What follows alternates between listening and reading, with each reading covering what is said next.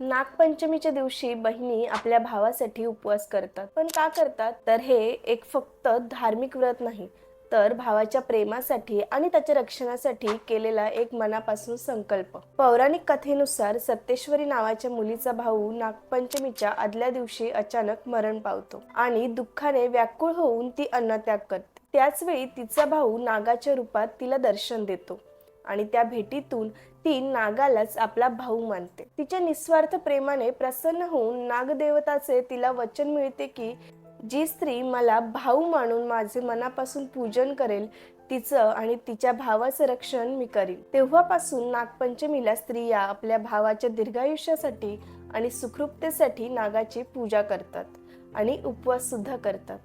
पण आपल्याकडे या दिवशी सापांना दूध पाजले जाते. पण विज्ञानानुसार सापांना दूध हे अपायकारक असतं. त्यामुळे नागपंचमीच्या दिवशी प्रत्यक्ष सापांना दूध पाजणं टाळा. नागपंचमीचा सण ही एक केवळ परंपरा नसून सापांविषयी असलेली कृतज्ञता आणि पर्यावरणाच्या संतुलनाबद्दलची जाणीव निर्माण करणारा एक महत्त्वाचा दिवस. साप हे शेतकऱ्यांचे आणि पर्यावरणाचे नैसर्गिक रक्षक आहेत. उंदरांपासून पिकांचं रक्षण करणारे हे जीव आपण जपायलाच हवे. त्यामुळे सणाच्या निमित्ताने का होईना नागदेवताची पूजा करा. त्यामागचा उद्देश समजून घ्या. तो म्हणजे एकच, सर्पांचं रक्षण, त्यांचं पर्यावरणातील महत्त्व समाजापर्यंत पोहोचवणं आणि अंधश्रद्धा दूर ठेवून वैज्ञानिक दृष्टिकोन स्वीकारणं.